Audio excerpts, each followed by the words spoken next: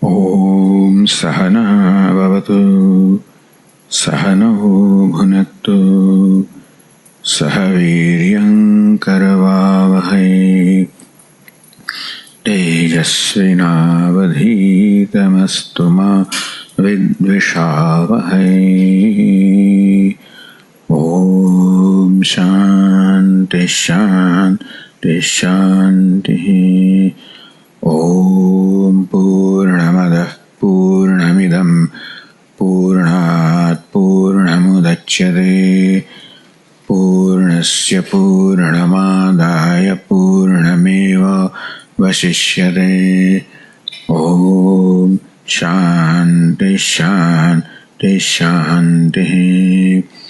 Shruti Smriti Purananam Alayam Karunalayam Namami Bhagavat Padam Shankaram Loka Shankaram Shankaram Shankaracharyam Keshavam Badarayanam Sutra Bhashya Krutau Vande Bhagavantau Punah Punah. Ishvaro Gururatmeti Murti Bheda Vibhagine Vyomavad Vyapta Dehaya Dakshinamurtaye Namaha.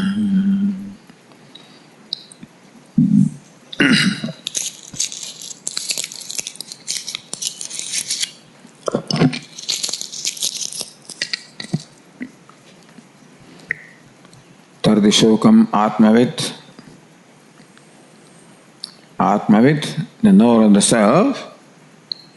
Śokam tarati, crosses the grief.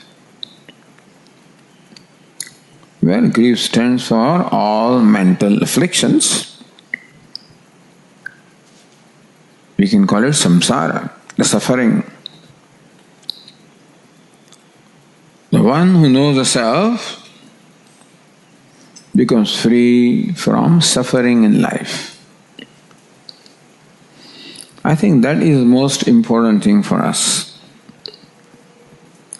Moksha is often explained as freedom from the repeated cycle of birth and death, which is fine. But birth and death stand for a series of pain or suffering. And we are interested in becoming free from suffering in this lifetime itself. Atyantika dukkha nivritti. Cessation of all dukkha, all pain, all suffering, all mental afflictions once and for all. And fortunately, this dukkha nivritti or cessation of dukkha or suffering is accompanied by sukha prapti, attainment of happiness. Because happiness is our nature. Niratisha sukham. Unsurpassable happiness is our nature. And we should have been constantly experiencing happiness. It is this dukkham, the pain or the suffering, and we are mainly talking about the suffering at the level of mind, is what is obstructing the manifestation of this happiness which is our nature. Thus, as this shoka, the grief, the suffering, as it recedes, it is simultaneously accompanied by manifestation of happiness which is our nature. Therefore, this freedom from grief has a great reward, a in terms of attaining or experiencing happiness. So becoming free from grief sounds like a negative way of looking at it. We could as well have said, bringing to manifestation the happiness which is my nature. When as much as grief is something that we all experience, and we are constantly struggling to become free from grief. Therefore the topic is crossing the grief, becoming free from grief or mental afflictions. And Vedanta's answer is ātmavedanam, the knowledge of the self.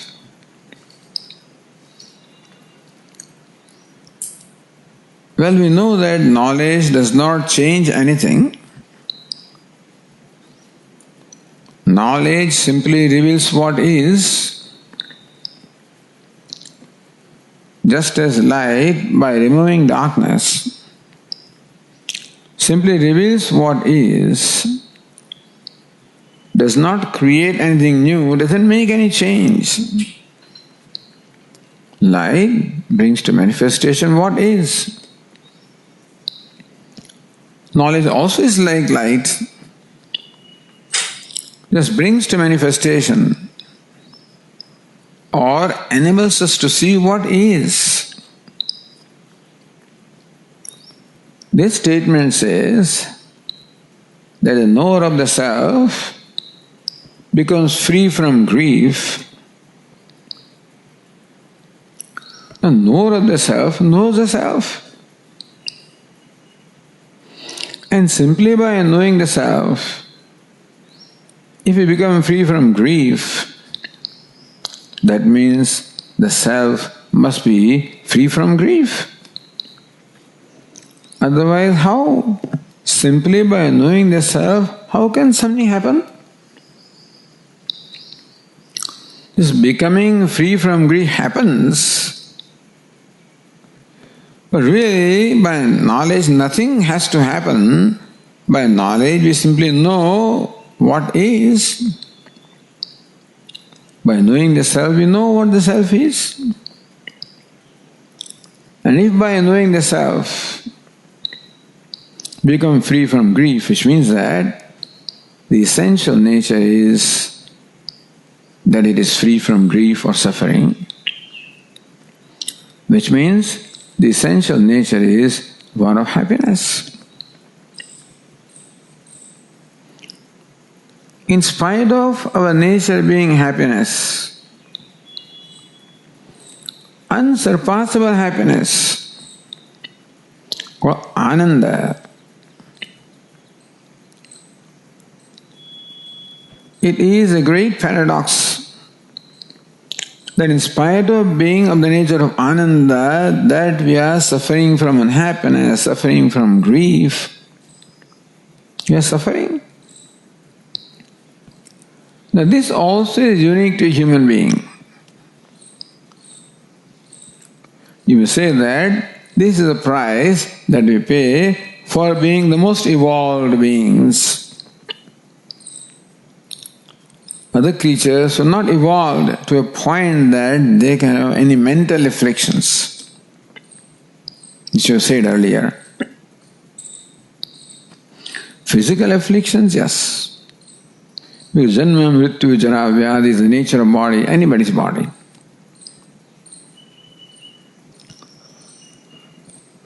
But the reason for a human being,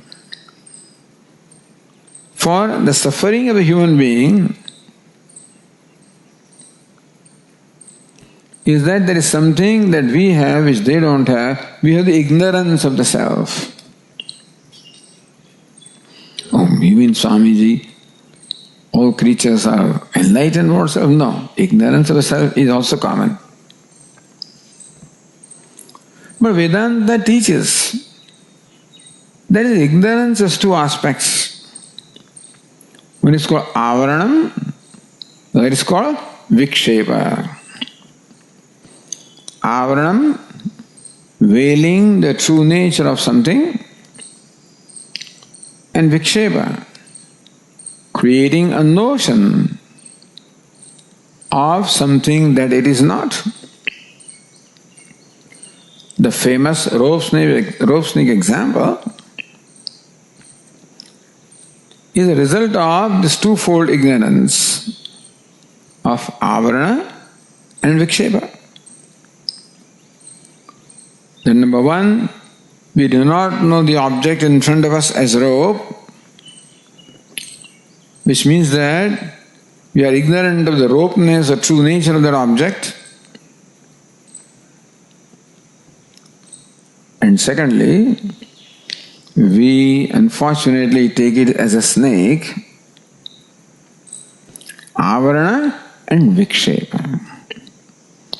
Vikshepa means projection. In this case, adhyasa, superimposition. Whereas all creatures have avaranam, ignorance is there, common. But human being further has vikshepa, adhyasa, or projection. Meaning there is in me a complex that I am so and so. Identifying with the body, mind, sense complex is called vikshepa. So taking the body to be I, taking the mind to be I, taking the sense organs to be I, taking intellect to be I. My identification with different aspects of my personality keeps changing. But body, sense organs, mind, intellect is what my upadhi or personality consists of. And at any given time when I am aware, I am identified with one or the other aspects of this personality. And that's how I judge myself. That ignorance causes in me the identification of the body. I have the complex or the notion or the conclusion that I am a man, I am a woman, I am tall, I am short, I am dark, I am fair. I am a brahmana, kshatriya, etc. I am father, mother, son, daughter, all the various notions that I have. They are all the result of the identification of the body. This whole process of identification is explained in the Taittiriya Upanishad as a panchakosha. All the identifications that we have with this personality or the upadhi are classified into 5 categories. They are all notions about myself called complexes, notions, Brahma, delusion about myself, self-judgment, self-conclusions, self-notions, or vikshepa, projection about the self. And all the countless notions that I entertain about myself, for the ease of dealing with them, are classified in 5 categories. Annamaya kosha, meaning notions arising from identification of the body. Pranamaya kosha, the notions arising from the identification with prana, or the vital air. Manomaya kosha, the notions arising from the identification with the mind, the emotional faculty. Vijnanamaya kosha, the notions arising from the identification of vijnana or the buddhi or the intellect. And finally, anandamaya kosha, the notion arising from my personality, that is of the nature of Ananda.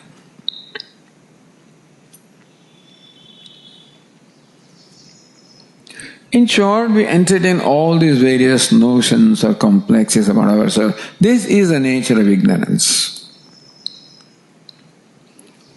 Tarati śokam ātmavit. The knower of the self crosses the grief. The knower is the one who has dispelled the ignorance of the nature of all these notions arising from the primary ignorance about the self.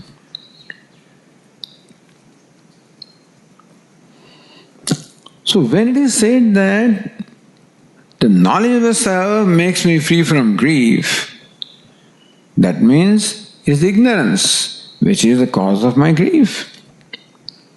And what is ignorance? Ignorance, as we said, is that which manifests in the form of all these various notions or complexes or judgments about the self.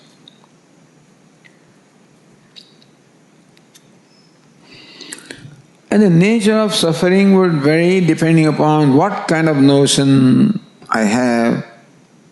That notion arises from what identification. But suffering is there nevertheless. Meaning that every notion or complex or judgment about myself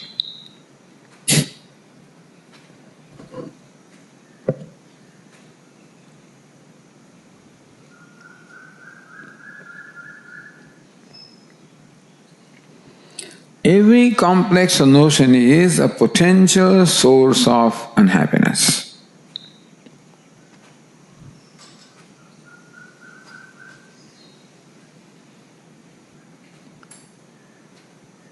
तुझे ने कही आओ.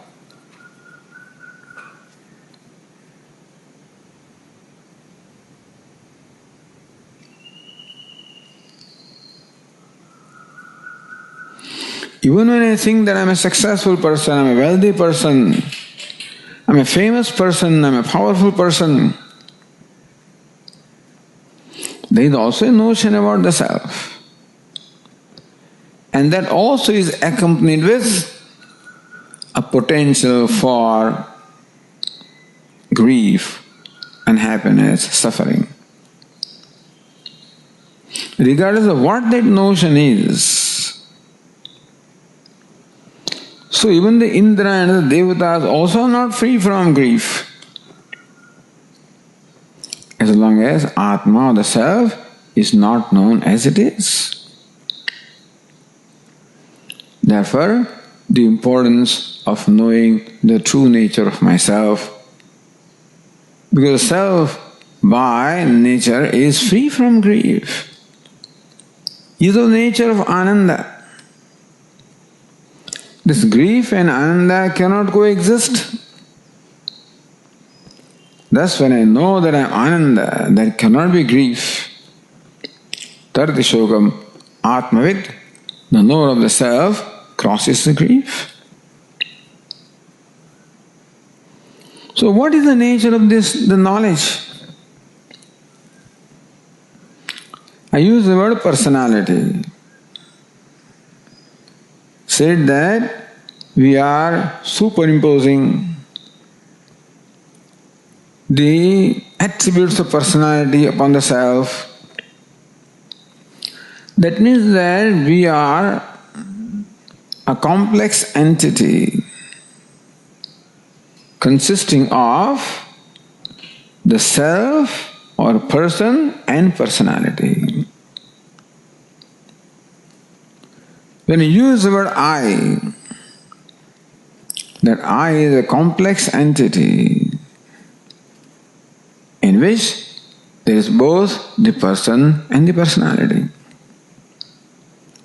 So when I'm a man or a woman, that I belongs to the person, the self, the ātmā, the consciousness, And that man, woman, tall, short, fair, dark, father, mother, happy, unhappy, hungry, thirsty, failure, successful, all of these belong to the personality. Thus in every notion that I entertain about myself, there is, in the words of Pujya Swami, lumping together of the self and the non-self. This is habitual. Meaning that we are born with the habit of lumping the two together. Not only that, but not recognizing that in fact two entities are involved here. When I say I'm a man, I'm happy, I'm successful, I do not realize that in that statement there is this union of the two entities, I am, which is a self, the person, the consciousness or conscious being, and then man, woman, whatever else that belongs to the personality. So what is the nature of ignorance? Ignorance is seeing the two as one. Seeing two as one. Just as an iron ball, when heated in a furnace, becomes red hot. It is called fireball. That fireball appears to be one entity, round ball of fire. But in fact, it is the union of two entities, iron and fire. There is such an intimate identification that the fire pervades every grain of iron. Though we cannot say that here is fire and here is iron, because where the iron is, there the fire is also. Here also similarly, our personality consisting of the body, mind, sense, intellect complex is like that ball of iron. The self, the person, the consciousness is like fire. And just as the fire pervades every grain of iron in a red-hot iron ball, so also the consciousness pervades every aspect of the personality. In the body, it pervades every cell of the body. That's why I have the sensation of the self anywhere in the body. It pervades the prana, it pervades the mind, it pervades the intellect, pervades the whole personality, enlivens the personality. Vedanta teaches this body, mind, sense complex in fact is the product of matter.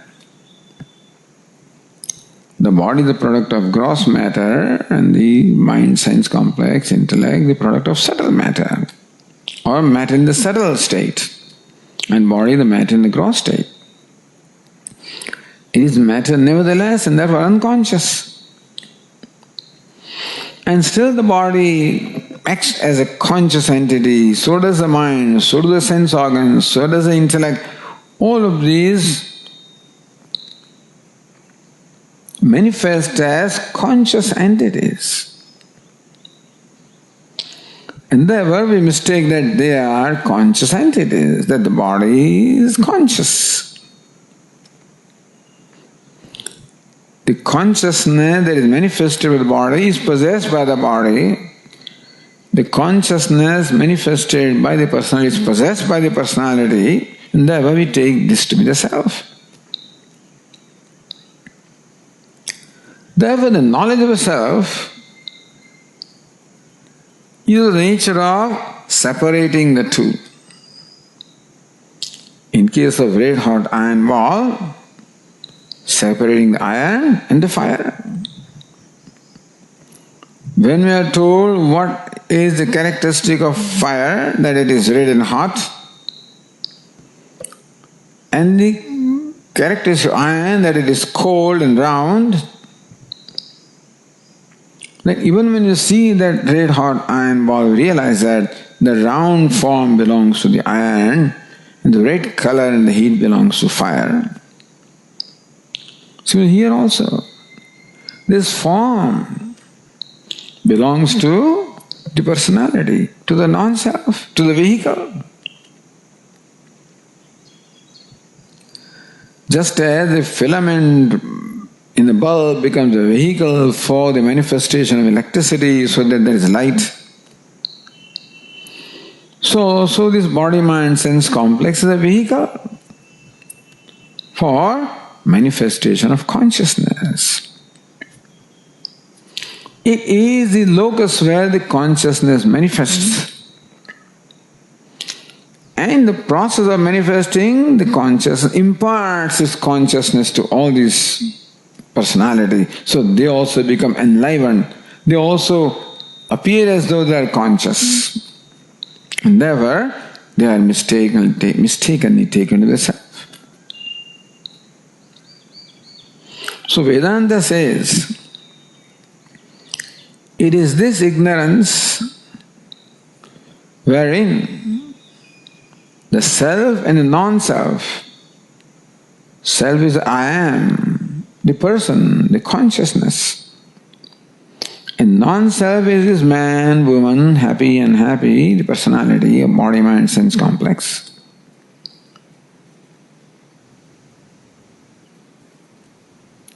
Separating the self from the non-self is a way to know the true nature of the self. Understand that we experience the self always. When we say I am a man or a woman, then that I am is the self which is experienced because it is self-shining, self-existing, self-revealing. Whereas the experience of self is something inherent, natural, unavoidable. This is also simultaneously the experience of non-self. Not only I am aware of myself because awareness is my nature, but I am also aware of the body, prana, mind, intellect. So I am aware of both the self as well as non-self. The self shines as a subject. The non-self, the body, sense, mind, intellect shine as the object. One is drashta, other is drishya. One is subject, other is object. They do not exist in the same locus. They exist in altogether different locus. In fact, this self is never touched by the non-self. And still, there is this lumping together, aviveka, non-discrimination, non-separation. Not realizing that when I declare I am a man, that I am belongs to subject, the drashta, the man belongs to object, the drishya. The drishya is not where the drashta is. I don't realize that, and I take them to be one entity. This is the nature of ignorance of the self. When you understand the nature of ignorance, then you also will understand the nature of self, the nature of knowledge. Tarati śokam ātmavit. The knower of the self crosses the grief. Meaning the one who has a viveka jnanam, the discriminative knowledge of the separation of the self from the non-self. And therefore, one who no more mixes up the non-self with the self, the one who knows the self as the self is, one fortunate aspect is that even when we mix up the self and non-self, they do not really get mixed up, meaning that the self never gets affected by the limitations of the non-self. It remains what it is. It remains limitless.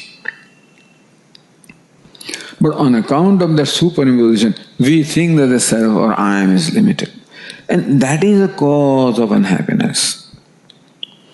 Finding that I am is limited, inadequate, incomplete. That is the cause of my unhappiness. That is what causes, in fact, a sense of self non-acceptance. I don't accept the limited self. Because I have an expectation of myself that I must be limitless, I must be perfect, I must be free. And that expectation is natural because that is truly what I am. Meaning that I am expecting from myself what I am, namely limitless, perfect. But because of the mixing up with this non-self, I find myself always as inadequate, limited, insignificant. Because body, mind, sense complex is insignificant. So when I see myself insignificant, inadequate, limited, bound, and therefore helpless, I just become unhappy. Therefore, tarati, śokam, ātmavit, knowing myself truly as I am, I discover, when I do the viveka discrimination, separating the self from the non-self, knowing the non-self is non-self and knowing the self is the self, I become free. So that's how Lord Krishna begins the teaching in the Bhagavad Gita. It said earlier, yesterday,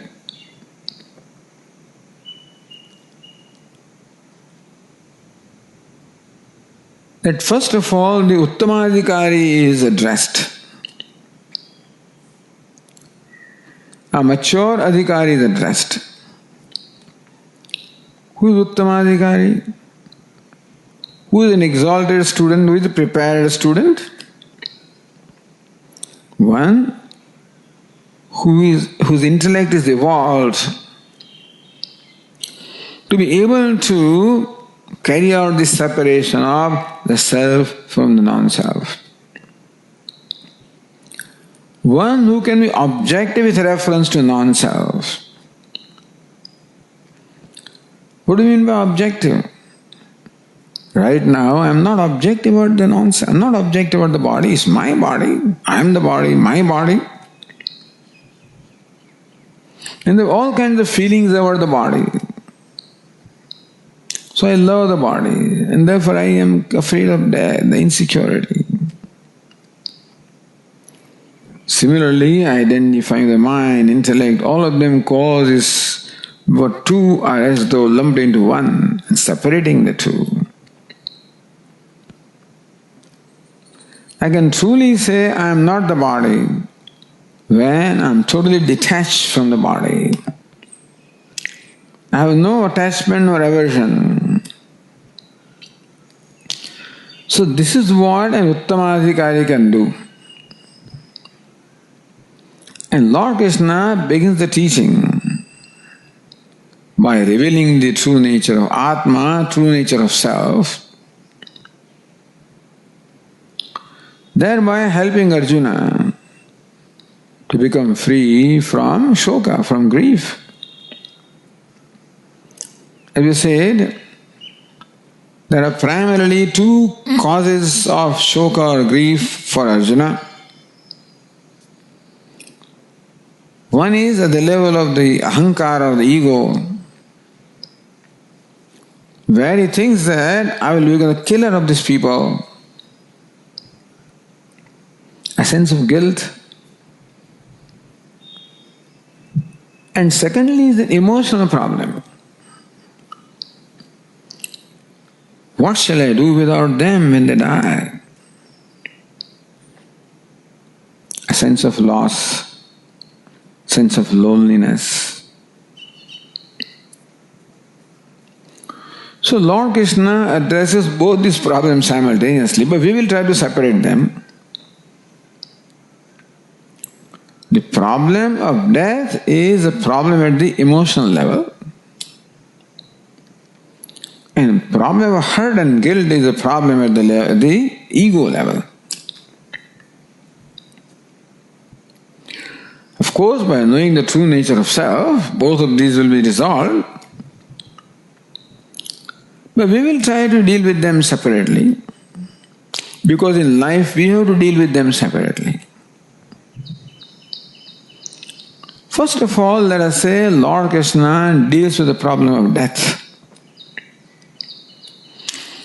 Death of a loved one is a very serious matter.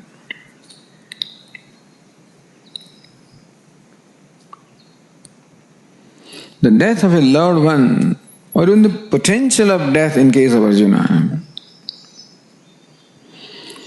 creates a great sense of loss.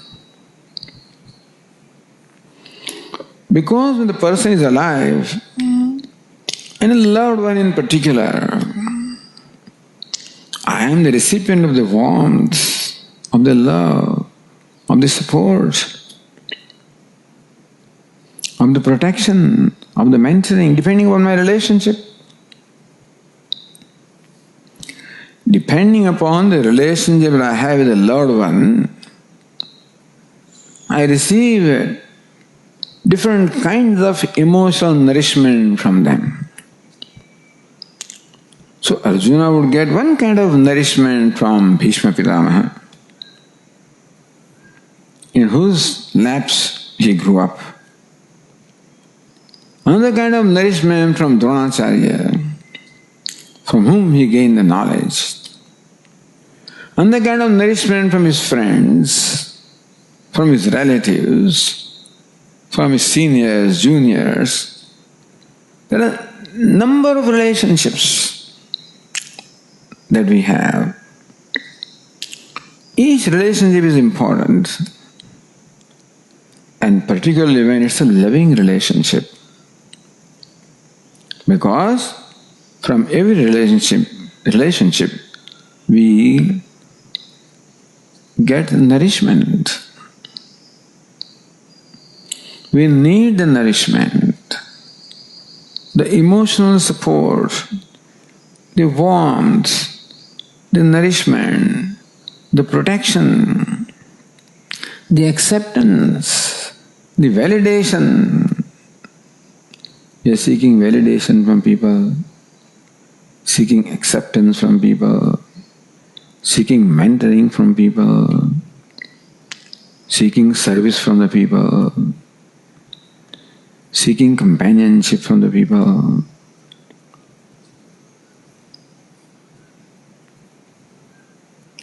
So many things we seek and we get from different relationships. Sometimes one relationship provides many of these things also. And in that case, the severance of that relationship by death creates a great sense of loss, a vacuum, great pain. And therefore, not just the death, but death of a loved one is a very significant event. Has a significant contribution to my sadness. And that's what Arjuna is suffering from. Even though death has not yet happened, but he sees it coming. Katham bhishmaham sankhye dronancha madhusudana ishubhi pratiyotsyami pujaro arisudana. He Madhusudana, he Arisudana, O Lord Krishna. The Bhishma and Drona, both of them are worthy of being worshipped by flowers. How can I shower arrows at them? Guruna hatva hi mahanubhavan shreyo bhoktam vaiksam apiha loke. Mahanubhavan gurun. Rather than killing this mahanubhava, these gurus, the revered ones, as I said, from whom Arjuna will receive all kinds of nourishment. It is better that I give up this battle, give up all the kingdom, become a beggar, and live on the arms of begging. Even that is acceptable to me. So that shows the place that these people have in the heart of Arjuna. And therefore the death is not an ordinary event. The death of these loved ones is a very significant event. It was a significant contribution to the pain, the emotional pain of Arjuna.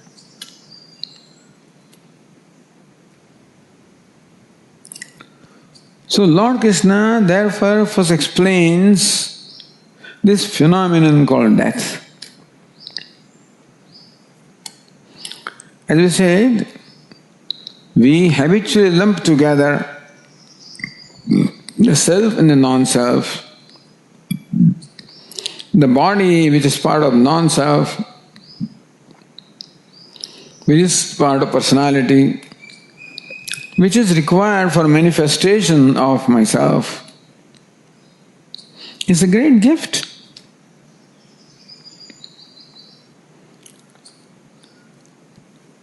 Bhagavan martyam vayadam shariram mrutyana attam.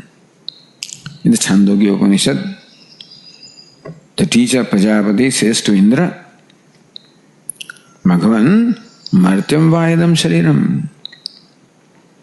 This body is mortal.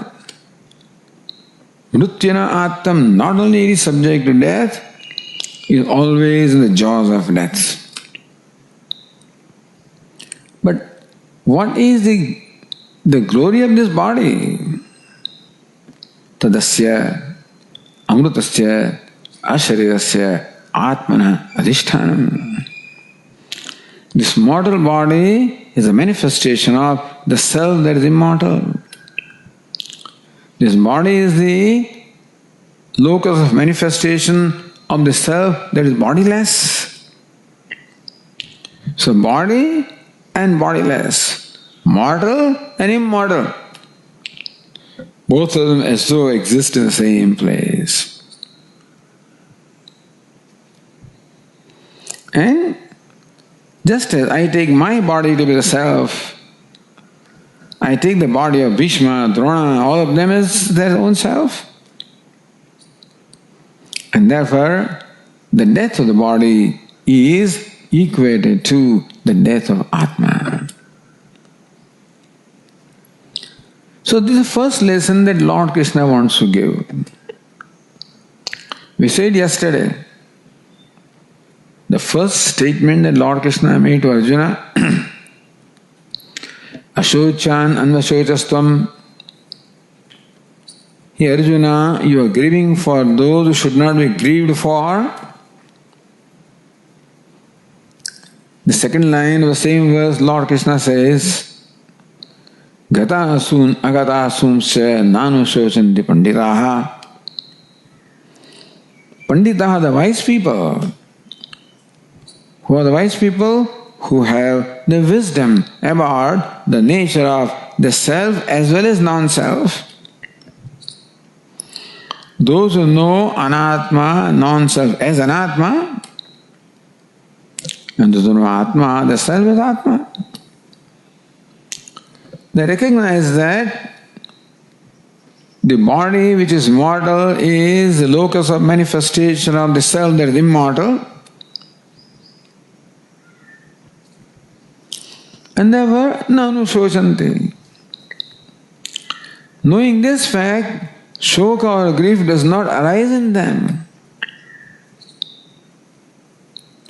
Because they realize that ātmā never dies, is immortal, is bodiless, asharira.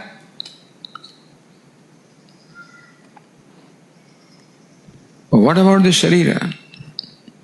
Lord Krishna will say that also. But the reason why the wise do not grieve is because to them what is important in the assembly is ātmā. How do they look upon a person? How would a wise person look at Drona, Bhishma and others? The Drona, what is called Drona, is that mortal body which is the adhishthanam, the place of manifestation of the immortal self. They clearly see this fact. That's called wisdom. What is called Bhishma also is, Bhishma is the name of that mortal body which is the place of the manifestation of the immortal self.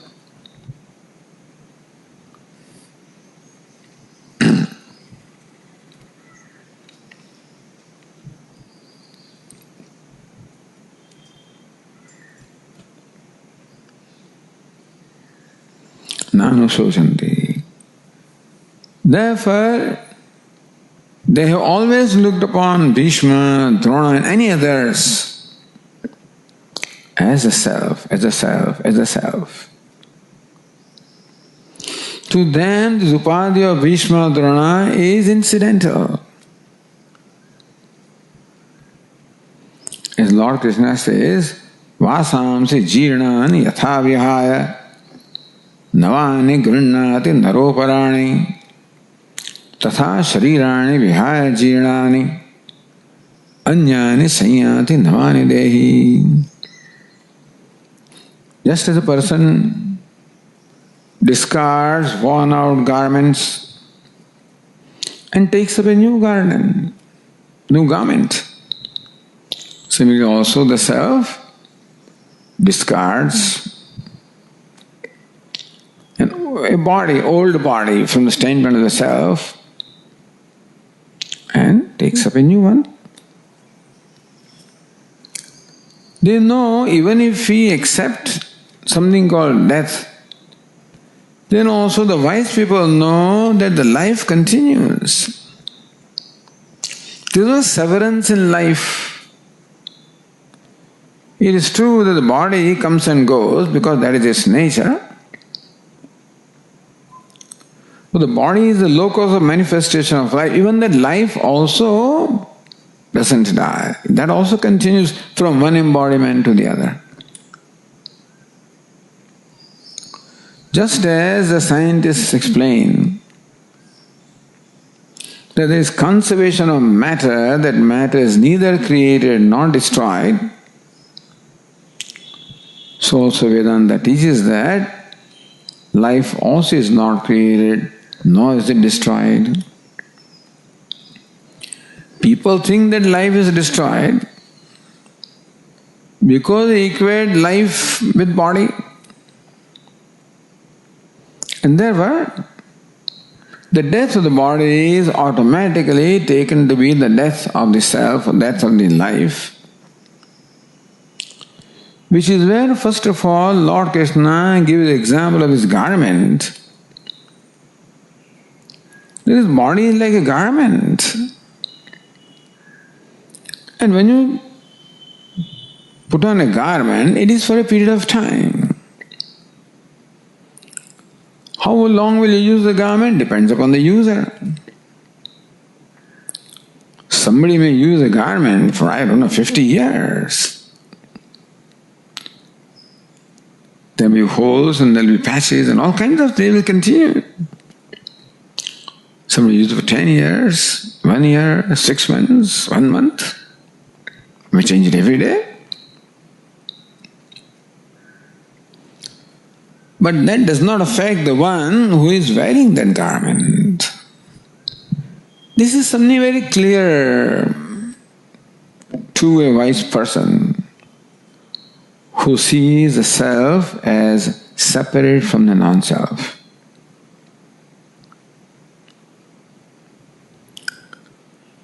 And also, they realize that there is nothing that you can do about the death of the body.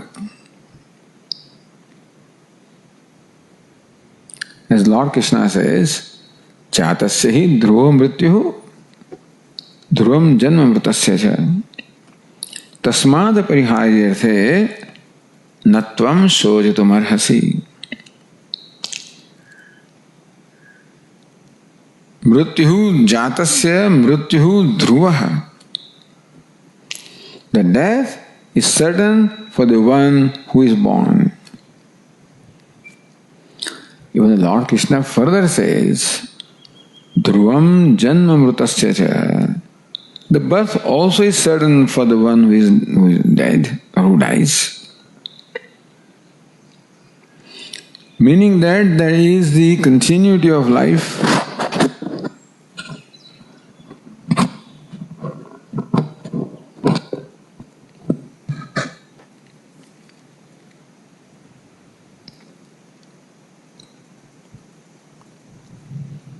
Seeing this whole picture, we get much affected by a phenomenon when you see only a part of the phenomenon and take the part to be the whole. But when we see the whole phenomenon, then every aspect of the phenomenon has a place. So when we see the death, it is true that something does die, but also true that something does not die. As Lord Krishna says, Natvevaham jatunasam natvam neme janadhipaha nachaivana bhavishyamaha sarve vayamatah param. Natvevaham jatunasam. Hey Arjuna, it was not that I was not, I always was.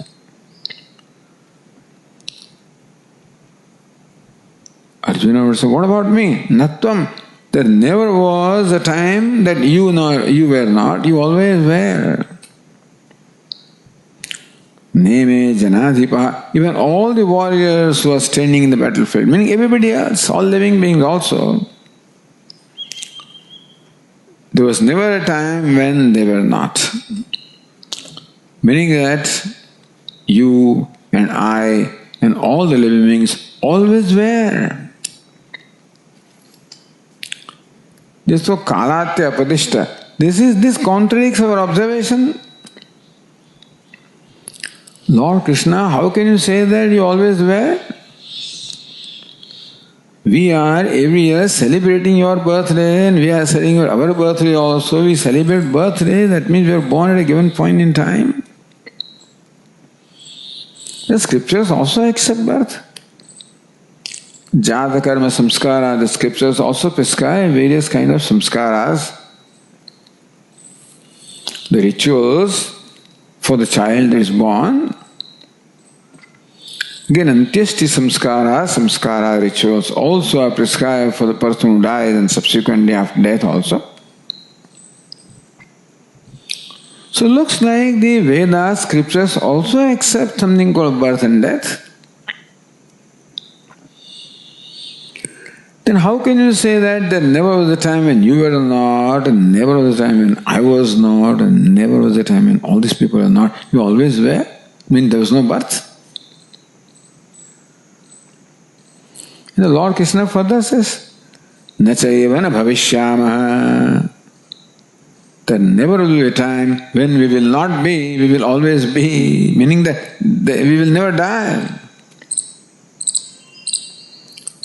No, this is said on the face of our experience, that people are born and people are dying, and the living beings are born and living beings are dying. We see this.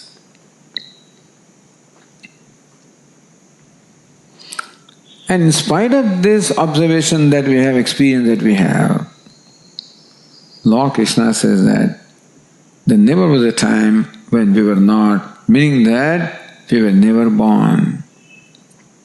There never will be a time when we will not be, meaning that we will always be, we will never die. This can only be explained, this contradiction of what we experience or what we conclude and what Lord Krishna is saying can only be explained if we take into account that our perception of the self seems to be quite different from, or put it this way, Lord Krishna's perception of the self seems to be quite different from our perception of the self. We said earlier that we are all born with the perception of the self. And we are what we are depending on what perception we have. So when Lord Krishna says that we were never born and we will never die, Lord Krishna is presenting a perception of the self which he has, which wise person has.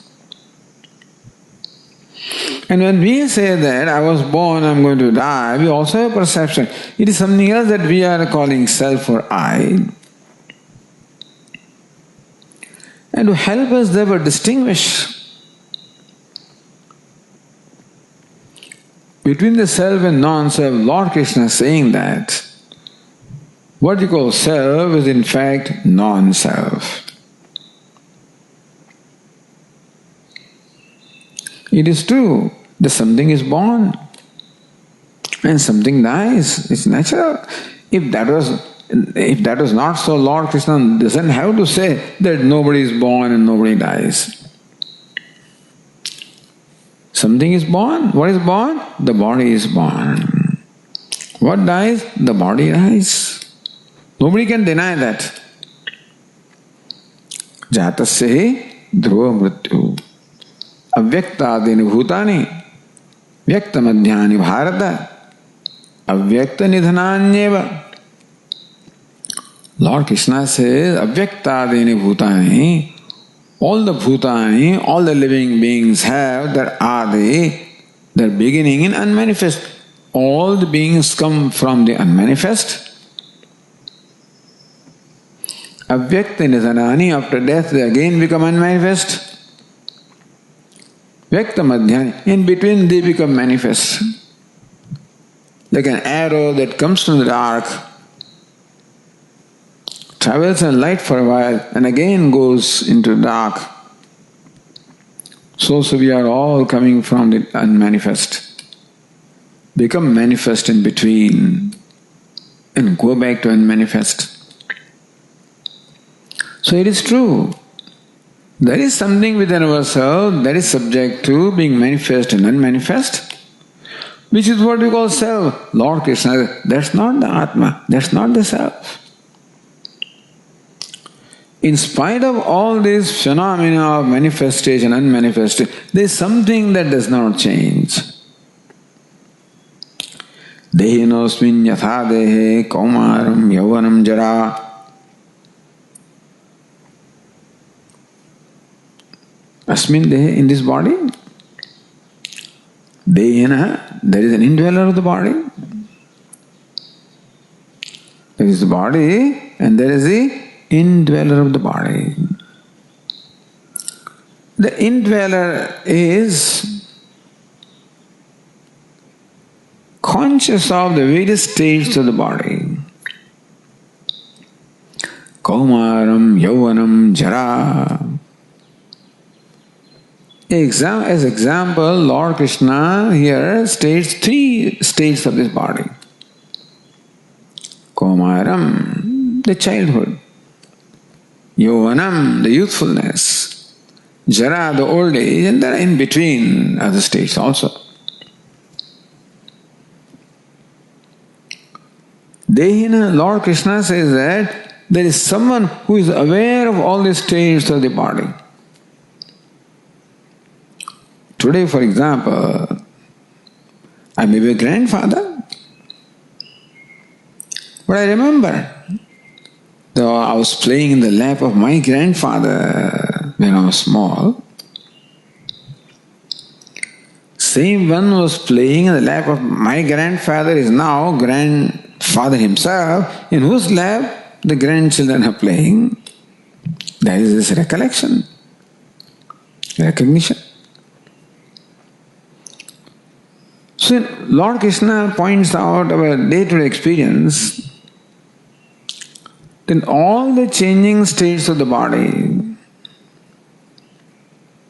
whether childhood, youth, middle age, old age, even death, there is something that does not change. The process of birth and death are constantly taking place in the body. The child is born, the child dies. Then the youth is born, the youth dies. The middle-aged is born, middle-aged dies, the old is born, and the old also dies. Meaning that the process of birth and death is constantly taking place in this body. In that whole process, there is someone who is aware of all these changes, who does not change.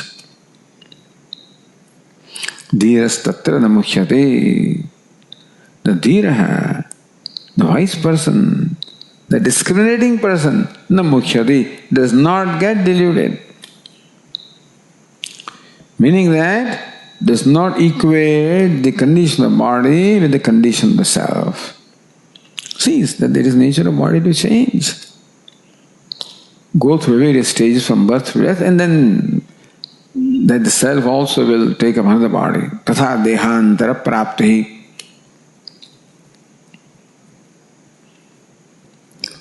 In these verses in the Bhagavad Gita, in the beginning of the second chapter, in the beginning of the Upadesha, teaching of Lord Krishna, thus Lord Krishna teaches the ātmā, anātma, viveka, the separation of the self from the non-self, where when the body, which is actually in the non-self, is taken to be ātmā, the self, and therefore the states of the body are equated with states of the self. And in this particular case, the death of the body is equal to death of the self. Then this is called moha, the delusion. That causes shoka or grief. It's true that the death of a loved one will definitely cause shoka. But not if I realize that who is the one that I love? Who is indeed Bhishma Pitamaha? Who is Guru Dronacharya? Who is my son Abhimanyu? Who is my brother Yudhishthira and Bhimasen? Who are they? These are all the names of the Upadhi. In all the changing Upadhis, there is the changeless self. Therefore, what is the true nature of Bhishma and Drona and Yudhishthira and each one of them? Is the eternal self. ātmā is nityaha. Ajo nityaha shashvatoyam purānaha na hanyate hanyamane sharire. Aja, unborn. Nityaha, free from destruction. Avinashi. Shashvataha Purana, free from decay, free from growth, free from decay, free from birth, free from death, ever changeless. Na hanyate hanyamane sharire. So first important lesson that Lord Krishna gives to Arjuna and therefore to us is a viveka, the separation of the self from the non-self. That in our perception of ourselves or our perception of self, that we are lumping together the non-self and equating the self with the non-self. If we knew the body as body and recognize what the nature of body is, then we would be able to live with it. We know that here is a tree, someday it is going to fall. We know that this beautiful flower is going to wither in a day or two. So we know things are perishable. And when we recognize them as perishable, then we also have a proper relationship with them, that the perishability is accepted, gracefully accepted. While I enjoy this beauty and blossom, the flower, I don't become sad when the flower withers away next day, because I know that is the nature. So even in enjoyment of the flower, the knowledge of the perishability of flowers is contained, and therefore that perishability does not make me sad. I am composed.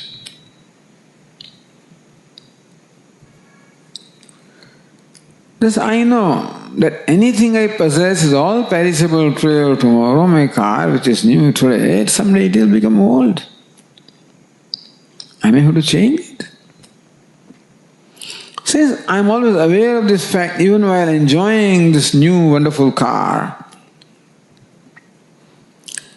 At the back of the mind there is a knowledge that car is changing. It is subject to becoming old. That it will attain a state when it will not be able to give me the same pride and pleasure that is giving me now. And still I enjoy the car.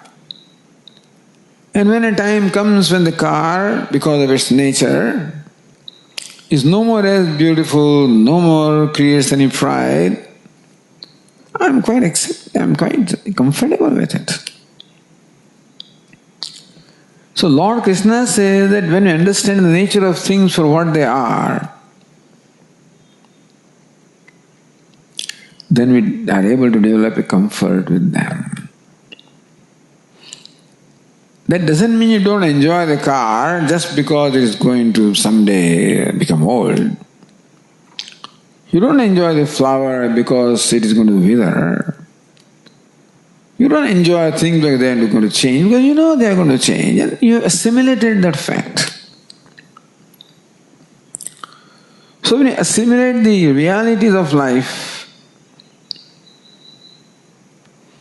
and accordingly live our life,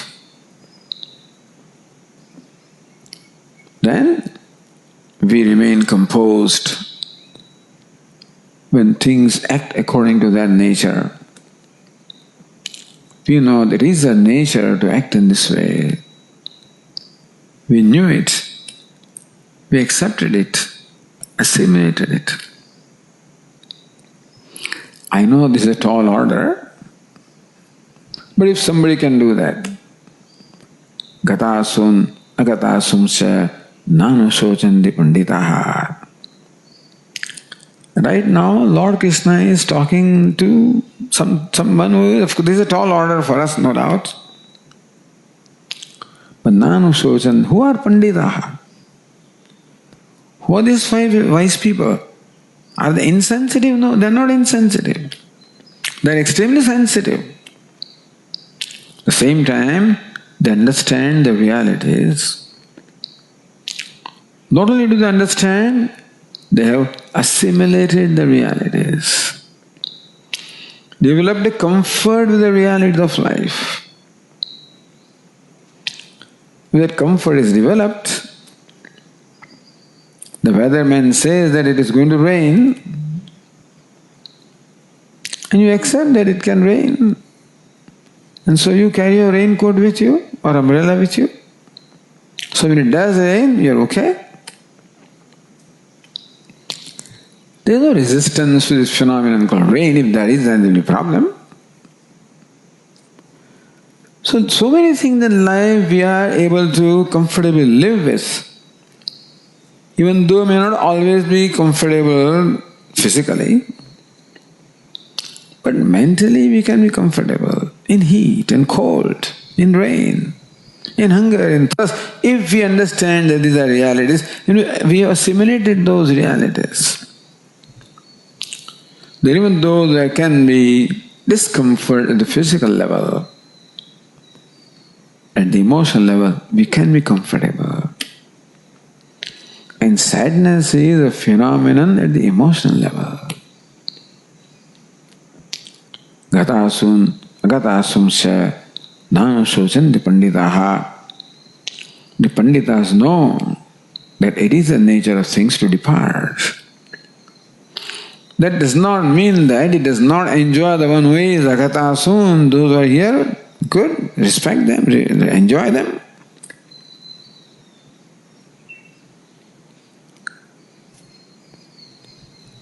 With the assimilation of the realities of life. So the Bhagavad Gita, Lord Krishna teaches us the realities of life. We'll continue. Om Purnamadah Purnamidam Purnat Purnamudachyate Purnasya Purnamadaya Purnameva Vashishyate. Om Shanti Shanti Shanti.